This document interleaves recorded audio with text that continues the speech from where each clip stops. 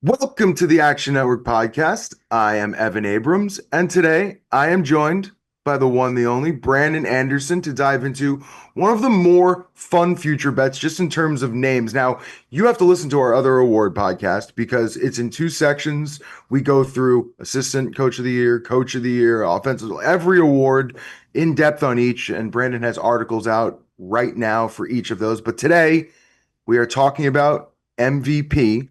Brandon, you ready for the season? Let's get this rolling. I'm ready, man. We're like a week out now. We actually know that the week one games, we're like thinking about the matchups now, starting to dig into everything. Got the awards pot out. That feels good.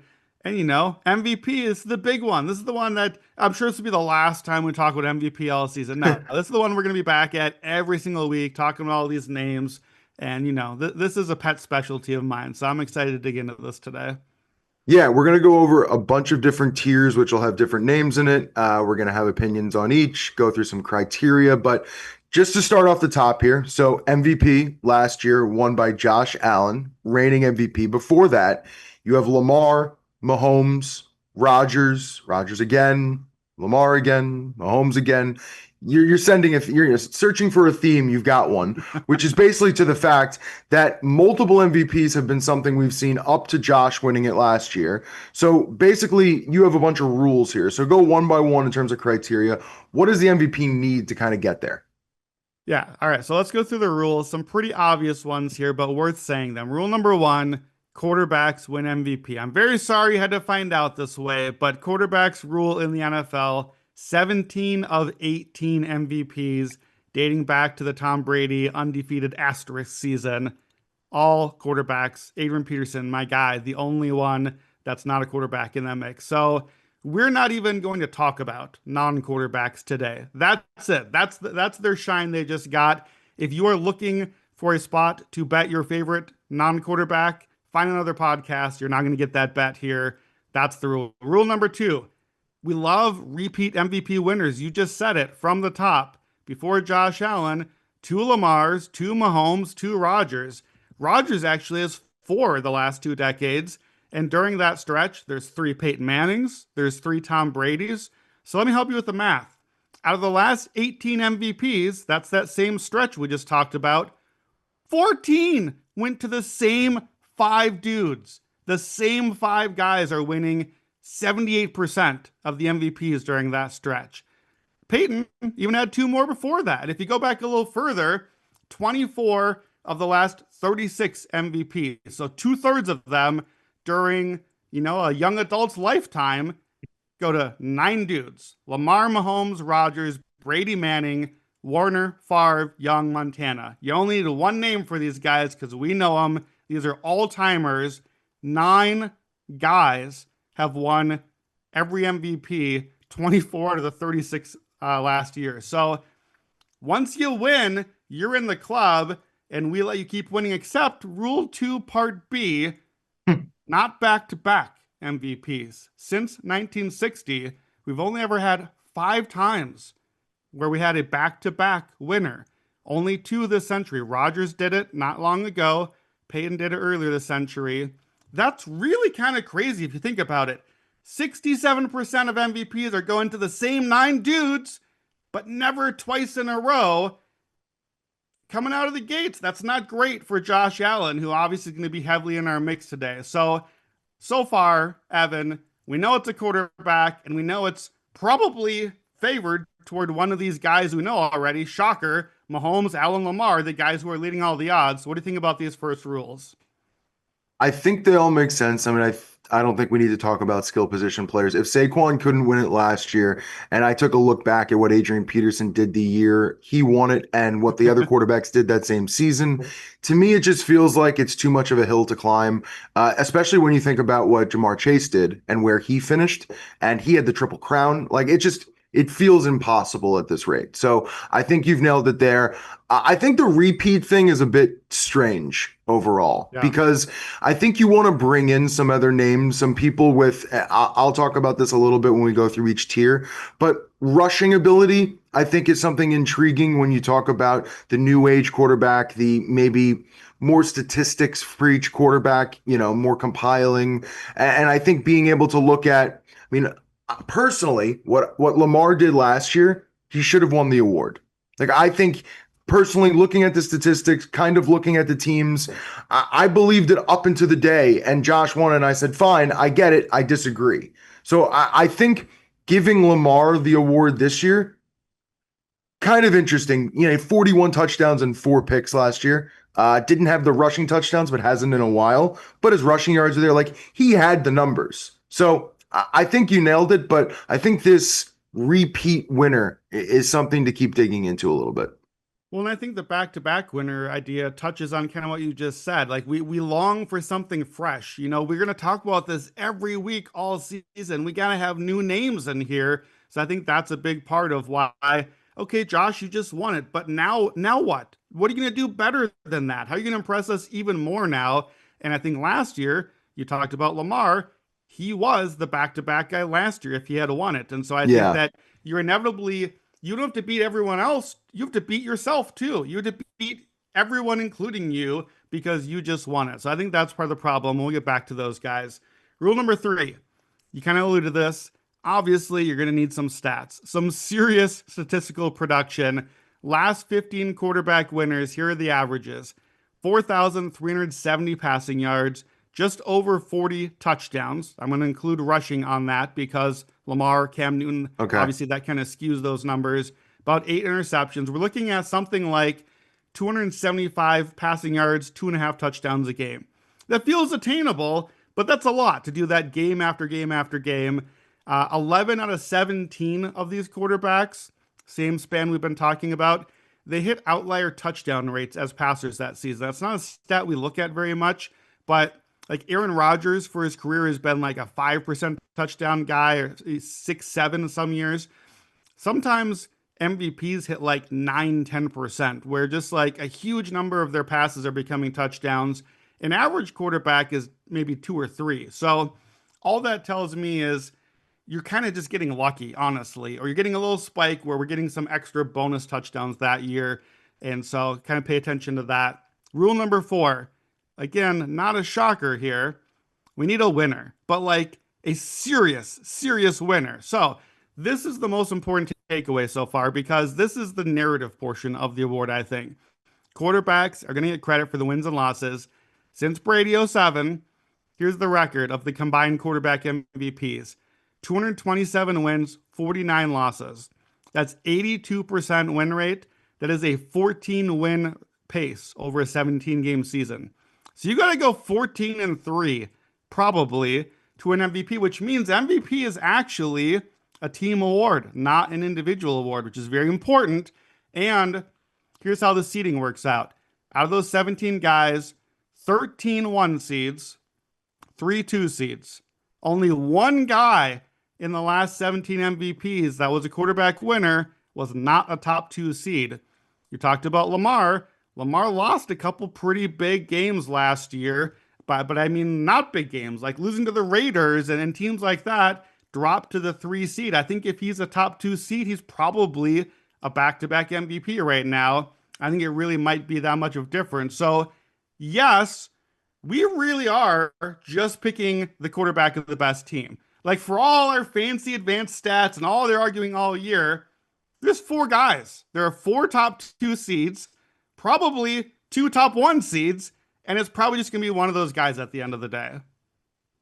I think my one caveat on this entire thing is something I talked about when we did, I believe it was Coach of the Year awards, is kind of like when was the last time, the MVP usually is on a team that wins 14, 15 games, especially with this extended schedule. They most likely get the 1 seed. It doesn't usually get the 2 seed. So I think trying to compare some of these odds for, okay, if he's going to win MVP, you assume they're going to get the 1 seed. Well, what's the team's odds to get the 1 seed? And start like making some of these comparisons because, again, I really do believe what you're saying here, which is quarterback wins award, best team in league. And aside from that, it's 2 or 3 guys at the end of the season. So I think the correlation is probably stronger than ever. And that's why we're not talking about these skill position players. So I think you nailed it. I mean, in terms of some of the stats, and I'll just throw one at you right now. recently we've seen with these repeat winners, lower odds. Last four winners, 14 to 1 or shorter. Prior to that, between 2015 and 2020, five of six winners were 30 to 1 or longer. So I think someone out of the back, someone like a Jaden Daniels, is still only 10 to 1 or so. And so you would need Washington to win probably a ton of games for him to be considered. And we'll talk about him in a little bit. But to me, it's low odds to win the Super Bowl. It's highish win total. I have here 30 of the 37 MVP winners since 1990, 30 to 1 odds or shorter to win the Super Bowl into the regular season, which makes complete sense. But I think you nailed it in terms of the rules. I think the most interesting thing is stats and what you think is being looked at. So, what do you think about advanced metrics? Yeah, so advanced metrics, that's our final rule. Rule number five, advanced metrics are helpful in the season. So they're a great MVP predictor as the season goes on, not necessarily from last year. Each year is its own animal. You're getting new weapons, new offensive line, new defense, all that kind of stuff. So a thing to watch during the season, and whatever set you're going to use, I like RBSDM, running backs don't matter, is what that stands for. RBSDM.com, use EPA. That's for points, and CPOE, which is for completion percentage over expectation. Look at those stats. All the acronyms and letters. Since Adrian Peterson won the one time, everyone in that mix since then. So all the quarterback winners, 12 guys, 9 of the 12 have been top two in the NFL in EPA plus completion over expected. So 9 of the 12, all but three of them, and over half are number one in that stat in the season that they won. And if you look at just EPA, 10 of the 12 are top two in EPA per play for the season. Two-thirds of them are number one. So as the season goes on, and these things take a while to stabilize a little bit because you get, they're not factoring in a lot of strength of schedule and that sort of thing. Things even out over time. But by like week 6, week 8, mid-season, we're pretty much getting a real picture of who the top quarterbacks are. In a weird way, we're going to keep talking about this for a bunch more minutes now and go through all these names. It kind of feels like we've collectively made the MVP race boring. Like, well, okay, we made all the rules. You got to win and you got to have the stats, and now you got to have the advanced stats too, and you got to be top 3 here, and you got to have these two things. We've kind of made it boring. So it's like it only can be these 3 or 4 guys now. Boring is not fun, but boring is fun for bettors because then we can predict the boring and profit off of it. So with the advanced stats, it does change year to year, but I do think just off the top, this is a warning sign for a few names that we're going to get back to. But these guys not only didn't finish top 2 in those stats, they were pretty comfortably outside the top 10. So that's a big jump to go from 12th or 15th, or in some cases outside the top 20, all the way to top 2. Here's some names. Justin Herbert, even in his big year, not into the top 10. Kyler Murray, Matt Stafford, not guys that are getting to the top 10 year after year, usually in these metrics. Trevor Lawrence, not close. CJ Stroud, outside the top 25 in a couple of these things. So, again, last year is not necessarily predictive. You can make a leap, but you're leaping from somewhere. So I think that's a good one to point out to keep an eye on during the season. So kind of in summary on these rules, here's what we need. We need a quarterback that you can win 13 games, make a run at the 1 seed. Got to at least be in play there, I think. And you'd have a real shot at like 4,500 yards and 40 touchdowns. And I want to come back to the betting history you talked about, because I think it's really interesting. So from my notes, 7 of the last 10 MVPs started the season plus 1,100 or longer. So not Josh Allen, he was 9 to 1 last season. But before that group, with all these kind of relative long shots, only 1 of 6 started longer than plus 800. So we had this stretch where just the favorites we knew were winning. And then we had Adrian Peterson, and we had Matt Ryan, and we had Cam Newton, and the first Lamar Jackson, for that matter, where they're pretty long odds out of left field. Now we're kind of back to this favorite range. I have a theory. My theory is we talked about the repeat quarterbacks and the same guys winning. I don't know if we like for a while my theory was I think the long shots are winning, don't bet the favorites. That's not my theory anymore because the favorites are winning now. So we're trying to figure this out. My hypothesis is this. With the favorites are winning because Tom Brady existed and Peyton Manning existed. And they existed at the same time, and so they won all the MVPs for a while. Then Tom Brady and Peyton Manning stopped being MVPs because father time rules all. So we had this kind of gap between Brady and Peyton, but now we have our new version of Brady and Peyton. Now we've got Mahomes and Allen and Lamar, and I think maybe those guys are just going to keep winning all the MVPs like they have been. Rodgers is kind of the one guy that sort of spans the mix, and so he got a couple in between. But maybe we never really got a time of long shots as much as we just had a little window of time between the one generation of superstar Hall of Famers and the next generation. I kind of think we might just be back to the favorites winning right now. What do you think about that theory and any other thoughts on the betting odds here? I just think the biggest issue is trying to find someone outside of those top seven quarterbacks or so in the odds that you think has the criteria to beat all seven of them. Right? Because Right. that's what you're That's the betting into problem. right now. Yeah, that is the issue is you're not trying to beat one of them, you're not trying to beat two of them, you're trying to beat all of them. So you really need a season where a bunch of quarterbacks go on the wayside for different reasons to kind of take them out of the mix. Like when you look at Lamar's career, he has 2 years where he just doesn't play enough games to Yep. get considered. And I think that's kind of what you need for, I'm just going to bring up like a Jared Goff sitting at 35 to 1. Like they won 15 games last year. He had a pretty incredible season. He's going to have to do something to trump that or have enough people get out of his way to get there.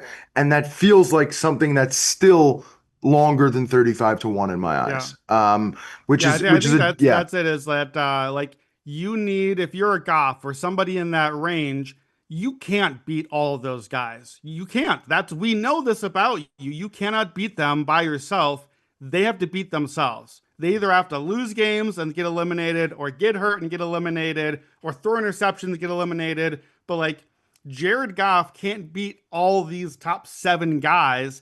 He has to have one of them getting knocked out for this reason, one for that reason, one for that reason. And now there's only like two left, and one of them's not had that great of a season, and Mahomes' numbers are down. And now we make the golf argument at 15 and 2. It's like, you have to be great, but we have to just, we almost like those names, we don't even get to them until halfway through the season where it's like, well, all the guys we thought were going to win aren't actually in this anymore. So who else is out there? And it's kind of where we've gotten to with like the McCaffrey MVP conversation or the Saquon one, where it's like, gee whiz, these sure are some pretty good numbers, and we don't really have a clear front runner yet. Maybe we should look out here. But lo and behold, with so many good, great quarterbacks, usually they don't all knock themselves out, and then we just get somebody, whoever's the last one standing, maybe.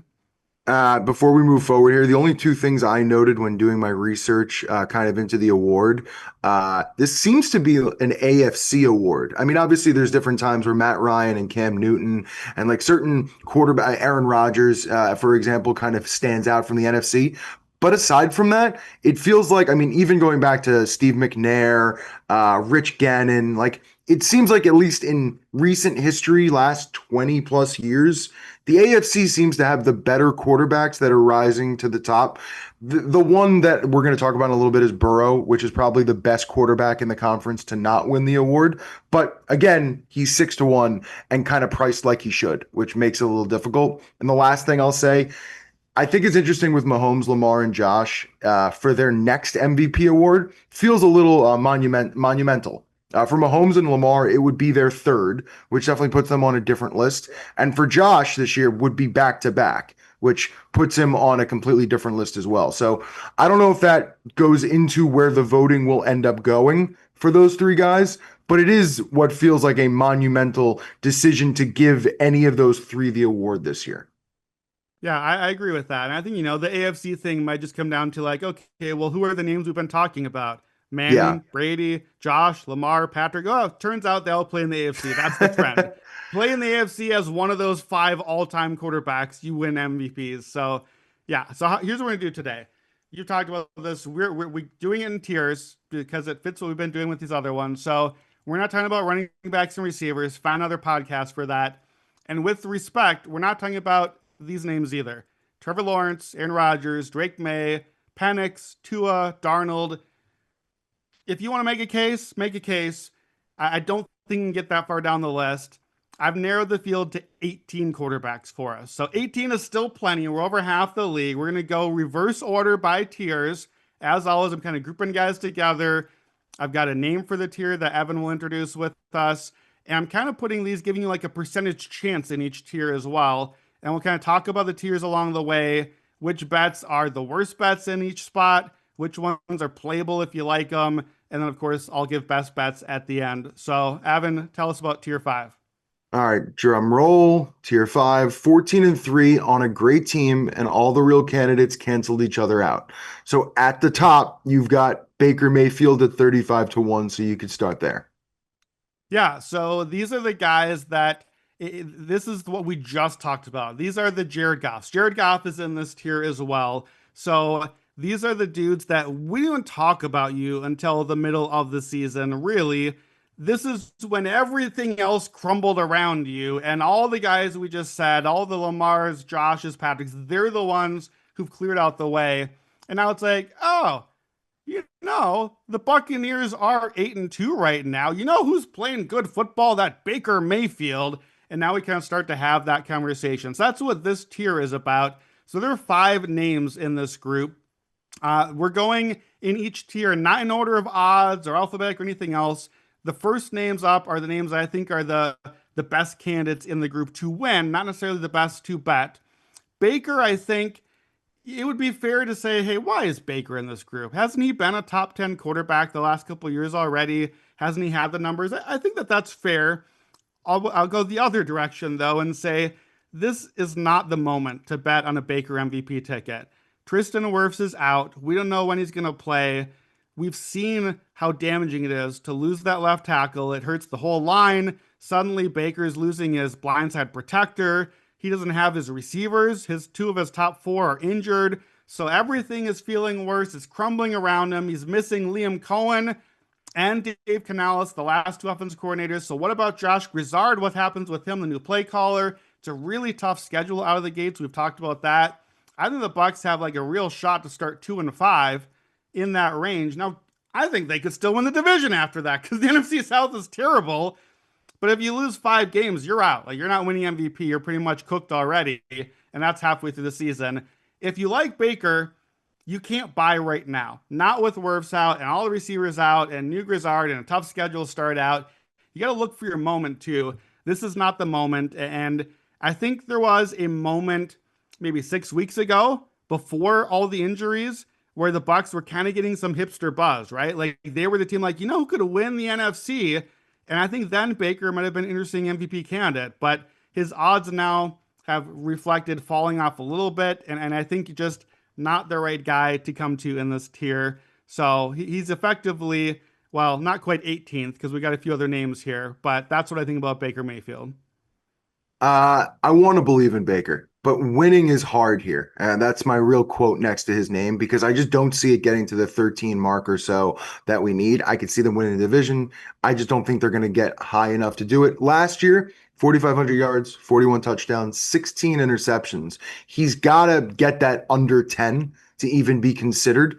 So I think that's the question. And again, all those issues kind of bump me out for him. So you can keep going here, but we've got JJ McCarthy next at 75 to 1 and Caleb Williams at 37 to 1. I think you could probably group them together. So I'm actually gonna twist a little bit here. So I'm gonna give Okay. you the other 2 names and then group it a little differently. So McCarthy, Caleb Williams, Bo Nix 60 to 1, Jared Okay. Goff 40 to 1. So I'm gonna leave McCarthy out for a second. Look at the other 3. I think the other 3 fit firmly into this mix of like, okay, I don't know if we really think you're the MVP, but you are the 1 seed now. Your team is really good. You're 15-2 or 14-3. I guess we need to call you a possible MVP candidate. Like we saw that with Goff last year. We saw it with Purdy the year before. We've seen for stretches like Tua Tagovailoa. These guys that we don't necessarily quite know if we think you're that guy, but we sort of have to pretend like you are for a while. And you're in this great system, so the advanced metrics are there. Purdy was number one in EPA and all the different metrics 2 years ago. So I think Nix for right now, frankly, including him in this list is like the nicest thing I've ever said about Bo Nix. So congrats to Bo Nix today. I'm still not buying it. I don't see the ceiling there for MVP. They don't have great weapons. I think it's more of a gimmick offense. At Fantasy Flex event this weekend, Bo Nix got drafted 2 spots after Patrick Mahomes, and I just about threw up. Like, how are we putting these two that close together? But if the defense is really awesome, again, maybe even better, and if he beats Mahomes in the division and then beats Lamar and Josh and gets the 1 seed, we're going to have the Bo Nix conversation. I'm admitting it now, but there's no way I'm going to tell you to bet on it. And again, these guys in this tier, I'm putting at 1%. That's 100 to 1 odds. So even at 60 to 1, you're still not going to sell me on a Bo Nix ticket. Jared Goff, I don't think there's a lot to say about him. This is not the moment. You don't bet Jared Goff after Ben Johnson leaves, after you lose 2 offensive linemen. Last year was the moment, and he didn't get there anyways. This is not the moment. Caleb Williams, can he be better Jared Goff? He's got the linemen now. He's got Ben Johnson now. Could he get the Goff stats last 3 years with Ben Johnson, 4,500 yards and 32 touchdowns? That's the pace. What if he starts there, but adds some Caleb Williams magic as a number 1 pick? And we haven't soured on him yet like we kind of have with Goff. What if we believe a little bit and the Bears are as good as Bears Island folks like me hope that they can be? Could maybe he get into the mix? I think it's optimistic. Like, I think eventually in a year or two, maybe we get there, but we know the Bears schedule is brutal. These are the name, like one of these names, and we'll get back to McCarthy in a second. One of them is going to be, quote, in the conversation at some point this year, but in the conversation doesn't win you any money unless you can cash out. So I think we're kind of chasing steam on these guys. What do you think about Bo Nix, Jared Goff, or Caleb Williams? All right, one by one. Bo Nix's issue is going to be how good his defense is. I looked back, and usually you need a decently porous defense, at least in terms of like simple metrics, to kind of give you the opportunity. I just don't think it's there, so I'm not, gung ho about the price at 60 to 1. I agree it should be longer. I guess my question with Caleb is, and this is a take your pick, what ticket would you rather have entering the season? Baker Mayfield or Caleb Williams, about the same price. I mean, I would probably have Baker even with the issues, but I think Caleb I would want to be longer. And it's not there because of the pedigree, the Ben Johnson. Like, there's certain things that have him set up to possibly win the award. And I know you love the Bears, but I still think based off of what we've seen, the odds should be longer. And then Goff. My only question there is, I think there's a bad defense, there's a lot of offense, but like, what does he have to do? We talked about earlier, 15 wins last year. Does he need to throw for 5,000 yards? Like, what is the benchmark that even gets him into this conversation after such a ridiculous season? That's my problem there. So, Yeah, I think that makes sense. All right, last name in this tier. Well, these guys aren't going to win, so we don't need to dwell long. But let me make a real case and not a homer one for JJ McCarthy, who has yet to play an NFL game. Let's start there. But here's why JJ McCarthy could be in the MVP conversation eventually. Minnesota ranked top 8 offense and defense in my rankings. They're only one of 4 teams, I believe, to do that.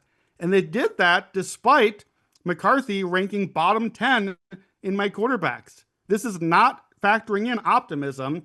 This is factoring in a below average quarterback, kind of effectively where Sam Darnold started last season.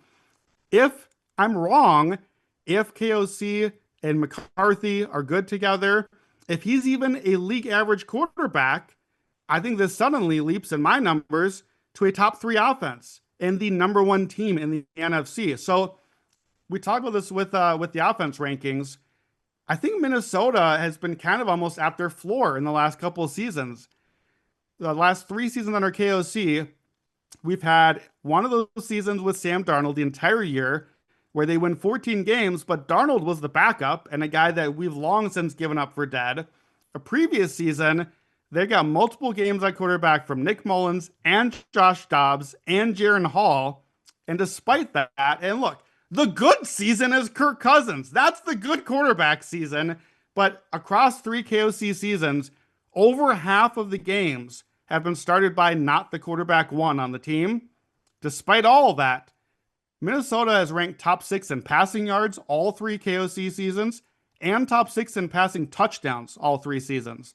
They're averaging 4,400, 32 touchdowns, at least 30 scores in all three. If you cobble all those quarterbacks together, okay, so we're not looking for JJ McCarthy to be Patrick Mahomes. What if he's something between Darnold and Kirk Cousins, or maybe even slightly better than Cousins, which is not nothing, but not an impossible bar. If we're starting at 4,432, could we get to 5,000 yards? Could we get to 40 scores? That's suddenly not so outlandish. And don't forget, the Vikings won 13 games and 14 games in two of those seasons with a low bar quarterback. So I actually was prepared a couple weeks ago when I started this to come in and make an actual bet on JJ McCarthy for MVP, like a quarter unit. But at the time, he was 150 to 1. I think he's like 1 to 2% likely, but 150 to 1, that's a good bet. Now he's down to 75 to 1, which I still think is a fair price. If you're a Vikings fan, I can't begrudge you for grabbing this ticket. I think that there's a touch of value here. I will say the schedule is pretty tough through week 7. Nobody thinks McCarthy's MVP right now. I don't think he's going to suddenly like be a favorite overnight. We know Jordan Addison is out early. It's going to be tough going. He's not played in the NFL yet, but this is a name that, like, if you were to list 18 names who we're talking about today, no one would expect JJ McCarthy to be in the mix. I think there's a path where he belongs into this group and has some real upside if the system is as good as it looks. That's my case for JJ McCarthy. Yeah, no Addison's interesting because obviously it's detrimental, but if he overcomes it and looks good, I mean, narratives are narratives. The only question I have is, does Minnesota need to win like 14 games for him to be even Yes. considered? Right? I mean, that Yes. feels like a large hill, but again, 75 to 1. So is what it Right. is. All Well, right, and you ready? look, Yeah, go. everybody here has to win 14 games to be considered. That's basically where we're No, but starting. that's but So, yeah, I'm even comparing it to last season, being like you sure. probably have to do just as good or better. You had Yes, Sam for sure. Darnold, so all the comparisons. All right, tier 4. The numbers and flash could be there, but not the teammates, which is a bit of a letdown, but probably why these guys are on this list. At the top is Dak Prescott, about 40 to 1. He was second in MVP in 23 behind Lamar, which I think probably says something about expectations and what you might look for in him. So talk to me about Dak. Yeah, so I'm going to give you all four names here together because I think these names kind of belong talking about together. So Dak 40 to 1, Matt Stafford 40 to 1, Justin Herbert 22 to 1, and then Kyler Murray 55 to 1. So I think these guys are all like 2 to 3% likely. That should mean around 35 or 50 to 1. That means you're off the list pretty much. So Dak, I don't think Dak has the media respect at this point. He's been terrible in the playoffs. He honestly was awful last year. He was hurt, so it shouldn't matter as much, and he'll bounce back. We know I'm pretty high on Dak compared to consensus, but I think it's gonna be hard for him to win folks over. They have a great run game. The O line is worse. We don't necessarily want to have reason to believe in the Schottenheimer system. I do think there's a world where Dak could maybe be a poor man's Joe Burrow, where everything else is so bad, and he's chucking and now has George Pickens with CeeDee Lamb, and he just has some great stats. But I don't know that that's the world you want because I'm not sure you're winning MVP that way. Your team's not going to come through for you. So that's kind of the story with this tier is your team good enough? It's a team award. Justin Herbert is a great case for that, where Herbert last year, even with the leap he made, still outside the top 10 in some of those advanced metrics, and he's not going to get much help here. Rashawn Slater is out. The offensive line drops from top 10 to bottom 10. The defense is still pretty questionable on talent. We don't love Greg Roman, the offensive coordinator. That's not going to make Herbert look that good. I don't think that Herbert is eliminated from future MVPs, but this doesn't seem like the time to bet on him. In fact, they play Chiefs week 1, Friday night. Then they play the whole division right off the bat. So coming off international travel, then they play the next week in the division. Then they go off of short rest the next one. So you might be 1 and 2 or 0 and 3 in the division starting out, and you're basically dead on MVP ticket at that point. So 22 to 1, that's betting on Justin Herbert's talent, not his situation. That is not a good way to do it. Stafford, Loved the idea 2 months ago. Now he's hurt, and Eric Jackson is hurt, and it's just too tenuous of an injury situation there to get too excited. So, again, not great defense there. Probably for me, the worst team in the division right now. I can't buy you as an MVP candidate if you have to win 13, 14 games, and I just don't see the team profile. Let me talk about Kyler Murray, and I'll throw it back to you. I think Kyler, of these four, you can make a case for. I'm going to give you permission to bet Kyler Murray at 55 to 1. He's never done it over a full season, but he's also never really stayed healthy over a full season. So immediately we're betting on that. I don't love it. I don't love betting on Kyler's health. I think I'm kind of giving up on him, but the whole team is trending up.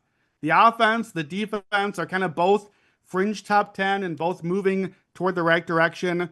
If somebody told you the Cardinals win 12 games this year, I think you'd be like, all right, yeah, good for the Cardinals. They're in the playoffs. Let's see how they do. Okay, how about one or two more wins? If you can win 12, you can win 13 or 14. And we know Kyler is going to run around and do crazy stuff and have some like Heisman MVP type moments. There's talk that he's going to run more this year, which helps the numbers and the stats. It fits kind of the Lamar Jackson type MVP. And if you want Kyler, you got to buy it now because here's the schedule. Saints, Panthers, Titans, Colts are for the first 5 games. We've seen a season a couple years ago where Kyler was among the MVP favorites mid-season. Then he got hurt because he's tiny and he runs a lot, and then it didn't go well. So we still got to do the whole 18 games. I think there's a world where Kyler makes sense here. And again, I'm putting this group in the 2 to 3% likely. He's 55 to 1. That's about in that range. So if you want to bet, he's the best bet we've gotten to so far. Yeah, I think with Kyler, it's an advisement to invest now. Here's what you probably should do. Split your bet into 2 tickets. Get ready to cash out the first bet when he inevitably has a great start to the season. He beats a bunch of teams he shouldn't. Arizona's somewhat top 2 in the NFC West. You're liking the direction, and then the inevitable second half of his season comes, which seems to happen every single year of his career. He's also going to have to do things he's never done. He's never won 10 games. He's never thrown 27 passing touchdowns. He's never thrown for 4,000 yards.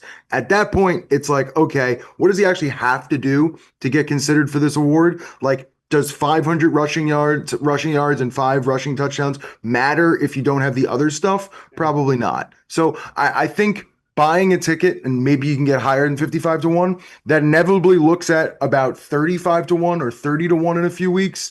And then from there goes to 150 to 1 after some sort of, mishap in Arizona is probably the direction this goes. So I like it as like an initial investment. And the only thing I'll say about Dak, his numbers could be crazy this year based off what the defense looks like, based off adding Pickens. Like, I can understand a world where he throws a ton of passing touchdowns and maybe somehow looks better than the 4,500 yards, 36 touchdowns, and 9 picks he had when he was in the race with Lamar. I could see it, but the question you have to ask yourself is like, can Dallas going to win 11 games? You'd be like, wow, they had a crazy season. I don't see it getting higher than that. So can he win with that mark? I'm not sure. Yeah, I agree. And that's why I'm going to give you now 2 more names that do belong in this tier, but we held them back. I think this is the 3% than the 2%, but I'm knocking these names out. We're not even to the top 7 yet, and we're going to surprise and hurt some feelings now because these are the guys that are going to get the stats and the flash, but not the teammates and the wins. Joe Burrow plus 650, Jane Daniels plus 1,000. These are guys that are among the MVP favorites. We talk about a top 4 quarterback MVP favorites. That includes Joe Burrow. It should not include Joe Burrow. These, to me, are the 2 worst MVP bets on the board right now. Let me make the case. Jane Daniels, obviously, sophomore leap is the hope there. We saw what we saw last year. He already, frankly, I thought had a case for a top 5 MVP finish as a rookie. That's how good he was. So I'm not believing in him. I'm not believing in everything else in Washington. The rest of the roster is not great. It's aging quickly. There's a lot of old dudes on that roster. That's rough on the health. Unreliable offense week to week. Unreliable coaching. We know how I feel about these guys. And the defense is downright bad, like bottom 5 in the league bad. So Jaden Daniels kind of sets up to me, reminds me maybe a little bit in some ways of like Russell Wilson from earlier in his career, where it's like you're actually too valuable to win most valuable player. You got to do everything, man. You got to do everything for this offense. You got to make all the highlight plays. You got to do all the stuff, and you're not getting help from anywhere else on the team. You got to do it all. And it turns out that's not a way to win MVP. You're too valuable because you're not going to get to 13, 14 wins, including we know that Jaden Daniels' style makes him on every play a risk because he's got this slight frame and he's always taking these hits throughout the game. He does a great job avoiding them, but one hit anytime and the ticket is dead, basically. I actually have Washington bottom 10 in the NFL this season. I don't buy them as a Super Bowl contender or anything close to it. I think people are blinded by the Jaden Daniels of it all and not looking at the entire team. This is a team award. I cannot invest in Jaden Daniels MVP. And I'm putting Joe Burrow in the same bucket. I think he could put up monster stats. Like he could break the passing yards record or the passing touchdowns record. And if he does that, he's going to be in the mix here.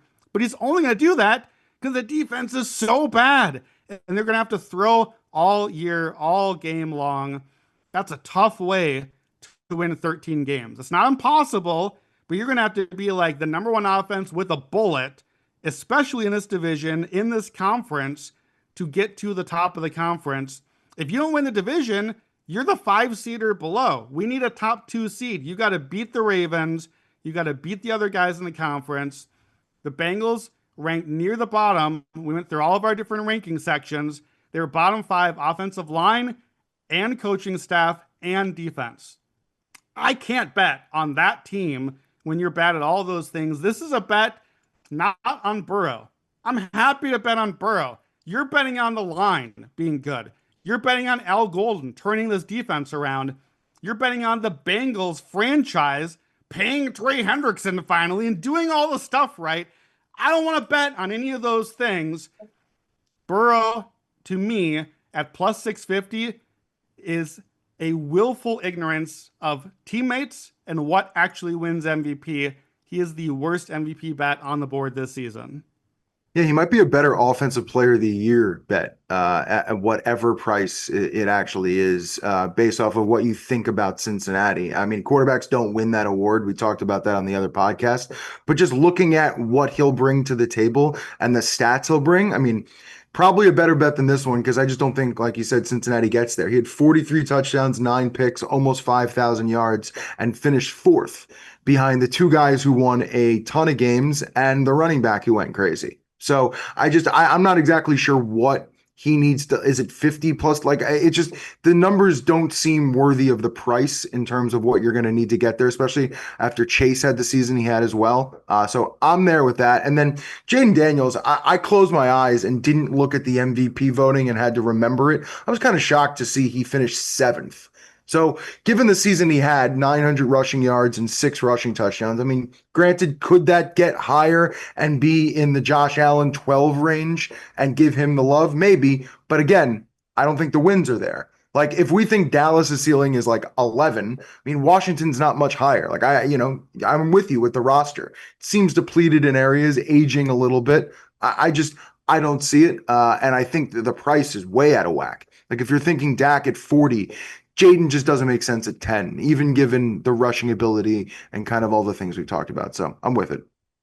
Yeah, and again, I'm not even telling you that guys like Dak are good bets. So if their Yeah. odds are already bad and too high, it's not even comfortable comparing these other guys' odds to them because most of the names we've said so far, I've only really given you permission, dear listener, to bet on Kyler Murray and JJ McCarthy. That's it. We saved the good guys still for after the ad read, so we're about to get to them shortly. Alrighty, so no surprises, folks. NFL season kicks off in just a matter of days. That's why we're talking about MVP awards right now. And to get the most out of the award-winning Action app, you'll want an Action Pro subscription because only Pro subscribers get real-time pick alerts from experts like Brandon Anderson, myself, and our entire Action Network team. Plus, you can access our Pro projections powered by Sean Kerner and a ton of other benefits. To celebrate football's return, we've got a special offer. Just go to actionhour.com/pro and get $20 off the annual price with the promo code POD20, POD20. So don't miss out on the best bets at the best prices. Visit actionhour.com/pro. Use promo code POD20 to get $20 off a year of Action Pro. All right, tier 3. Now, this is called a serious path to a 1 seed and enough reputation to win it. So I'm just going to let you kind of go off on your own list here because I want you to name them how you will. But one of these guys seems like he's one of your favorite bets. Yes. So here are the 4 guys, 3 of them in the NFC, because frankly, that's where you want the path to the 1 seed. So the 3 NFC guys in order of odds: Jalen Hurts 20-1, Jordan Love 25-1, Brock Purdy 30-1, maybe a surprise in the top 7 here. And then in the AFC, CJ Stroud 25-1. So Jalen Hurts, I'm going to rule him out as a bet because he finished second in MVP a couple years ago. There's a long history of guys that have really one top 3 finish and then never really get back again. Once you get a second one, you usually win. We saw Josh Allen do that last year, but I'm not sure Hurts ever has that season again. He does have the respect now. He's got the Super Bowl ring. He would have a pretty easy narrative here. The Eagles are a pretty obvious case for the 1 seed, but last year, he didn't have the numbers even close to it. Hurts had under 3,000 yards passing and under 20 touchdowns passing. That's like half of what you need for passing touchdowns. And I don't really feel like people get that excited about all the tush-push touchdowns. Like, it's not nothing, but with Hurts, you're giving credit to the line and to Fangio's defense and to Saquon and to A.J. Brown and the coaching. There's so much happening there. He's just not quite valuable enough, I think. So if you want to make a case, I think the case is this. The Eagles were ahead by so much last year, they didn't have to pass very much. So they're going to pass more. So that's great for Jalen Hurts. Okay, I disagree. That's worse for Jalen Hurts because more passing is bad for Jalen Hurts. I'm sorry, he's not that dude. Better stats means worse Eagles. You can't bet on Jalen Hurts right now. They open Cowboys, Chiefs, Rams, Bucks, Broncos. That is a rough opening stretch. The Eagles can win those games, but I think you at least got to wait, even if you do want him. Jordan Love, I thought coming into this exercise might be my bet. We know I'm high on Jordan Love. We know that's my guy. I still wouldn't be surprised if I come back and add him later. He's top 5 advanced metrics his first year. Top 10 last year, even though he played poorly for half the season. He pays for 4,000 yards, 30-plus touchdowns both years. Under Matt LaFleur, the stats are always good. Yards per attempt, touchdown percentage, all the MVP indicators are there. In fact, of course, he coached Rodgers, 2 MVPs, so proof of concept there. Last season, the Packers were bottom 3 in passing rate, neutral passing rate, passing rate of expectation. They ranked near the bottom league in all of those. Why? Because Love got hurt, and then Malik Willis for a couple of games, and Love was still like getting back to health after that. I think we revert to a more modern offense, including Packers touchdown percentage. The last season, only 55% were passing touchdowns. Previous 4 years, 75, 75, 69, 76. Heavily passing touchdowns under LaFleur. So I think there's a real shot that Love gets to like 4,500 yards, 40 touchdowns. Those are MVP numbers. Can they get 13 wins too? I think it's possible. I like the Packers a lot. We like a lot of the talent on this team. I think Jordan Love with LaFleur, I would put him, if you gave me even odds, will Jordan Love under LaFleur win an MVP eventually? I'd take the yes. Is it this year? I'm not sure. The NFC seems open. I don't mind the bet here, 25-1. I think it's about priced right, but it's a tough sell to get too much past the number. To me, these guys are all like 4 to 6% likely, maybe 15-1, 25-1 range at the best. CJ Stroud, harder sell, I think. The metrics haven't been there, not even really top 20 last year. We made the case on the awards pod of just like, what's the upside with Houston? I think that's the sell on Stroud is number 1 defense, maybe top special teams. What if the worst line in the league is maybe just a below average line? What if Nick Caley and the offense are a little better? That's the upside. He's going to play all 3 of the top guys in the AFC because they're the number 1 team in the division. So you get the tough division schedule. So it's hard games, but he's going to face Lamar and Josh and Patrick. You get your MVP moments possibly. Rams Bucks to start the season, not an easy opener. Baltimore week 5. I think with Stroud, you can like him. I'm intrigued, but you can kind of wait and see. I think you can kind of see how does this look early, and probably with that schedule, not lose a ton of value if you want to buy later. So I'm not out on these guys.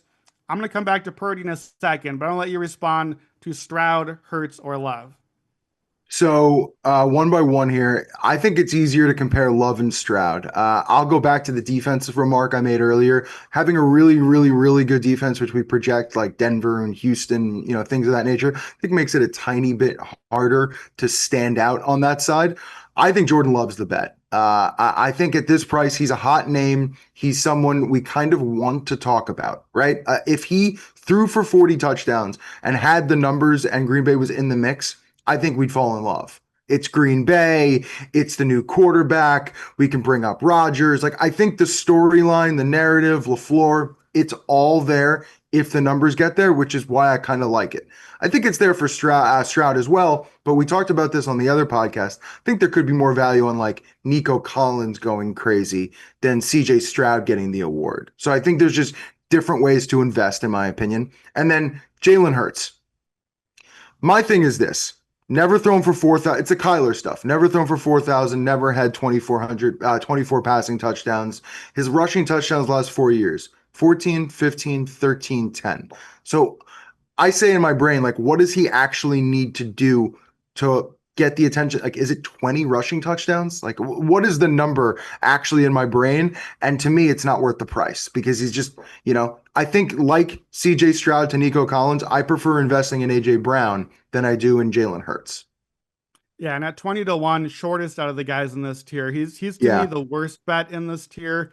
I'm gonna throw Jordan Love into the mix with Kyler Murray and JJ McCarthy. I'm gonna call that. I'm giving you permission to bet Jordan Love. I think if you're in on the Packers and in on Love, I think it's a quality bet to make. The bet I'm going to make in this tier is Brock Purdy. So it's gonna be my first actual bet back on the Brock train. I think the 49ers have the best shot other than the Eagles to win the NFC 1 seed. It's the softest schedule in the league. We know all about that.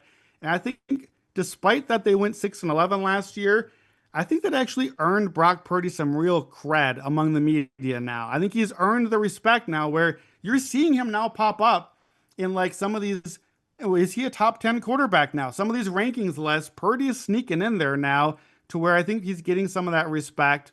This year, he's going to have less help than he's had in the past. So less excuses to blame or give credit to other people. The receivers are all hurt. McCaffrey will probably miss some time at some point. Purdy will be the one constant, perhaps, and that helps his narrative. The stats are all going to be great. We know that already. His first 2 years, 7% touchdown percentage or better. That's a huge number. Almost 9 yards per attempt for his entire career. These are Shanahan and Purdy stats together, but guess what? They count either way. The advanced metrics, they're going to be great. Purdy led the league in EPA per play and EPA plus CPOE 2 years ago when he was nearly MVP till that Christmas Ravens game happened. So everything lines up there. If the Niners are good again, Purdy's good again. And then the narrative is a pretty easy sell. We're talking about Mr. Irrelevant, pretty relevant now, leading the top team in the NFC, actually no longer just the guy as a system guy, but man, boy, he's creating a little bit on his own now. The training wheels are off. He's doing his own. Like, you can just hear the conversation coming. 30 to 1 implies about 3%. I make him more like 5 to 7%. So that's about double those odds. He's my first actual bet on the board. I get it. I mean, listen, I have the San Francisco conversation, I feel like, on a lot of these different pods. I just don't see it as much as others do. I mean, the schedule is super easy. It's one of the easier ways to kind of buy into them this season. They've got a lot of issues. They've got receiver issues. They've got injury issues. They've got some age issues. I see the bounce back. Shanahan's done it numerous times. And the thing that goes for Purdy, he's probably not going to throw a lot of picks. His percentages are probably going to be very good. His advanced stuff is going to be very good. So the window is there. But to be priced around Jordan Love, I would prefer Love's price.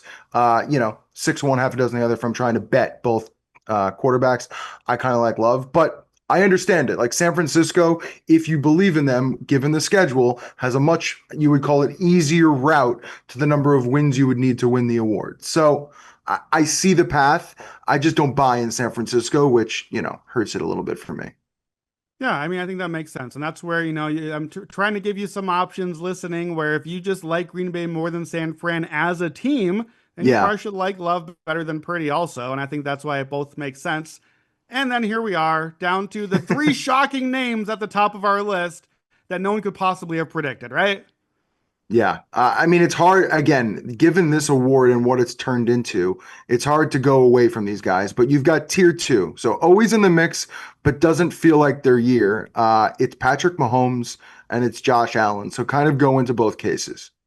Yeah, so Mahomes, pretty easy narrative setup, right? We know the numbers have been down a little the last couple of years. He's coming off the Super Bowl loss.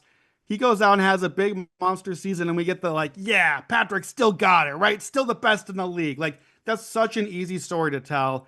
But we're gonna need a lot here. He's probably gonna have to add something close to like 800 yards and 10 touchdowns to what he's done the last couple of years to even approach the early numbers. And that's the thing too. Mahomes is competing against himself for MVP. We know what he's done in the past, so we have those numbers on record already. Are we really going to get excited if you're like way off the pace with it? I'm not so sure. And the team bet here. I don't know if this is a spot to invest in the team Chiefs bet. The weapons around him not quite as strong. The offensive line is less certain. The defense is more good than great. I do wonder if there's a little bit of like a couple years ago Josh Allen here. Is Patrick maybe a little too valuable to the Chiefs right now to win MVP because he's got to do so much? You're not betting on Mahomes. I'm happy to bet on Mahomes. You're betting on Josh Simmons and Kingsley Sumaitoa, the left side of the line. That's what you're betting on with Joe Tooney gone. You're betting on Matt Nagy and this offense. You're betting on Rashee Rice being healthy and staying on the field. That's the real bet you're making.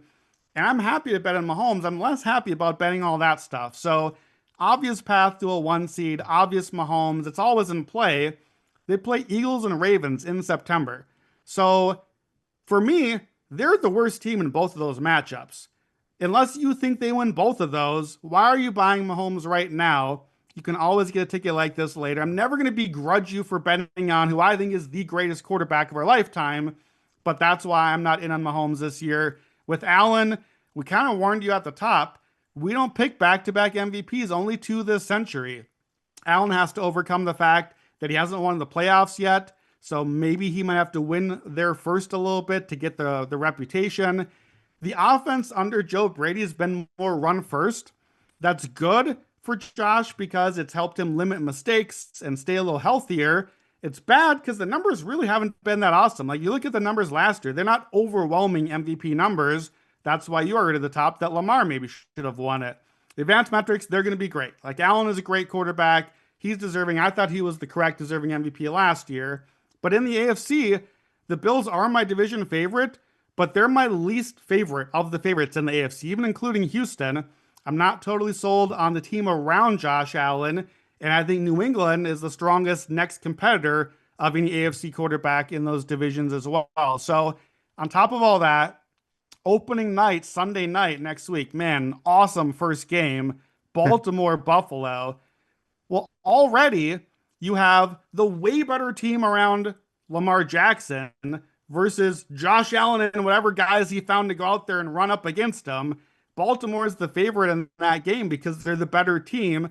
And now you're 0-1 to start the season out. So you can't buy now. If you want Josh Allen, it's a very soft schedule after that, the rest of the first half. So if you're going to pile up the numbers, that's when you need to buy in. And, if they win the game, obviously he's probably the favorite already after week one, and you've lost a little bit of bet. But to me, sure, these guys can win. I have them like 10, 15%. They're certainly in the mix. I never can fault you for betting on a guy this good. These are my top two quarterbacks. I just think this is not the year for either one of them. My thing that's interesting about Josh Allen is I don't think, like I said at the top, he should have won it last year. And so there's a lot of like actual room for him. Like he didn't throw for 30 touchdowns. I feel like there is room for statistical improvement. He had 12 rushing touchdowns. And I think the interesting thing you said during Hurts is we don't respect the tush push. But for some reason, we respect the physical nature of Josh Allen getting into the end zone the way he does. And we look at it like, oh my God, look at all these touchdowns he's scored. Also, he did catch a touchdown last year, which is something of like a stupid storyline that happens in a game that, maybe puts you into a superhero, Superman type. It's stupid, but these are the types of things that tend to maybe happen to help someone win the award when maybe another person should have won it. So, of this group, I think they're both just difficult bets. They're the favorites for a reason. Mahomes keeps talking about it, and I've heard it with the Chiefs in camp and all this different types of stuff, that they're really working on the deep ball because the deep ball hasn't been there since Tyreek Hill was there. And I think it's part of the reason why his numbers just are deflated from what they had been before. So, for Patrick Mahomes to get into that conversation, Chiefs have to win a bunch more games in general or stay consistent, 13, 14 range, which we think the division's a little harder this year. And you need the deep ball back because you need to get into that 40 plus touchdown range. To do it, I think Josh is probably the better bet because I could see the back-to-back storyline if his numbers get better than they were last year. So that would be my case for both those guys. Yeah, honestly, if you want to just be real boring but probably profit, the best thing you can do as a better might just be to bet both of them and Lamar Jackson. You can bet all three together Yeah. versus the field effectively at like plus 140. So you're getting like a 40-ish% implied. I would rather have these three versus the field. I have like 55% combined on these top three versus the field. So if you want to be boring, that's the way we used to bet defensive player of the year. Just bet those three, be done. No more adding later, no more chasing, and you're probably going to be in a good position. But I kind of obviously alluded to it. No surprises. Tier one name left. I call it tier one is my favorite to win this. It's Lamar Jackson plus 550.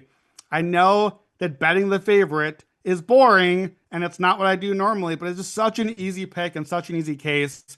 The Ravens are my number one team in the league, my projected number one overall seed. I have the Ravens right now almost 3 full points to the spread ahead of any other team, which is outlandish, but that's how far ahead they are. They are in our rankings top eight skill position, top eight offensive line, top eight coaching, top eight defense, top eight special teams, of course, top eight quarterback also. So this is an absolutely loaded team. Lamar has never lost more than 5 games in a season in his career.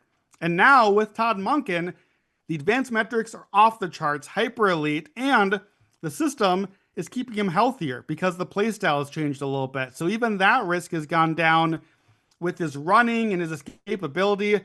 It kind of scrambles people's brains so that the stats don't have to quite measure up. It's like, oh, well, the passing numbers aren't quite there, but look at all the rushing numbers, and we don't quite have a way to measure that.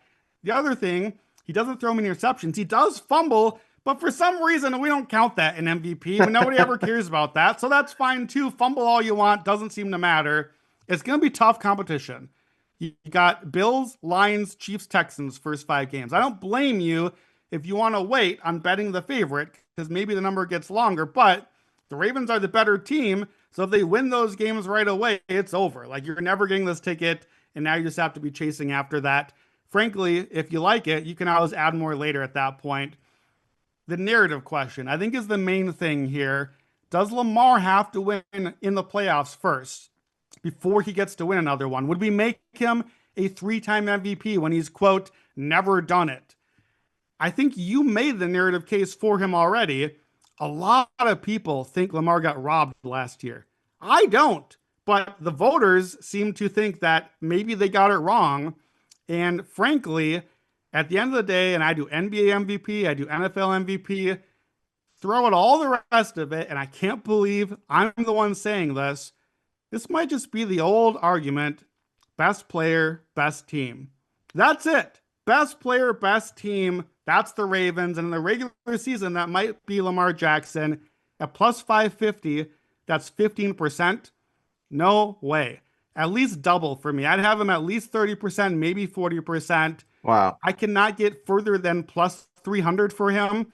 I'd make him closer to like 2-1 odds. This is a bet to make, even at plus 550. Not my most exciting odds bet to give out. You probably got like a nice boost you can add in somewhere out there. Get on, get the right boost, grab a ticket. Lamar Jackson, MVP. That's the pick for the year. So I guess the only positive from Lamar's point of view is he probably doesn't need to exactly repeat what he did last year because of the narrative we're discussing, which is he probably should have won it. So the 41 touchdowns, 4 picks, and 900 rushing yards, which all I guess seems attainable, also probably could come in a little under that. And as long as Baltimore wins, he could still be in that range. I think the thing that would help him, which has kind of disappeared a tad from his game, is just the rushing touchdown fact because he's not Josh Allen. Like he's not going to get bruised and battered where it counts in the red zone, in the goal line, in that area. Like because Derrick Henry's there as well. I mean, it's a different game, so it takes away from that number. I mean, let's see, in 2020 and 2019, he had 1,000 rushing yards and 7 rushing touchdowns both years. Now he's in that 4-5 range. What we're getting is the long run, I believe, like against the Texans, 50, 60 yards, big touchdown, and it's a splash play, but the numbers at the end of the season aren't there. So I think that's one just interesting factor people look at in terms of the stats, but best player, best team. It makes complete sense. It's hard to go away from any three of these guys. Like you said, I think just a conversation market around them three versus the field is kind of intriguing. But at this point, I think it is Lamar's award. So we'll see how it goes. Yeah, I mean, look, we know all the things I've said about Lamar Jackson over the years, and I'm sure I'll say them again at some point. But if I'm coming to you with best player, best team, Lamar Jackson, best bet, I gotta feel pretty strongly about it. And I just think this team is way ahead of the field.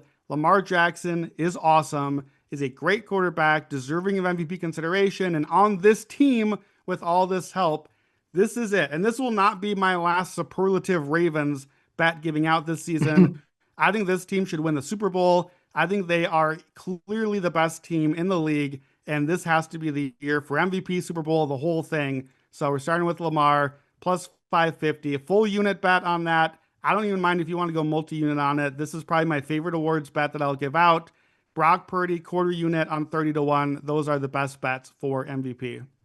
All right. Well, that is it. Thank you for listening to our NFL MVP episode. My thanks to Brandon for joining me. We'll have much more NFL betting content in the days, weeks, and months to come. So make sure you are subscribed to this podcast and check out the video version on the Action Network's YouTube page. Don't forget to download the award-winning Action Network app if you haven't yet and use promo code POD20, POD20 for $20 off a year of Action Pro. Best of luck on all your bets. We will see you back here next time on the Action Network podcast. Let's go MVP.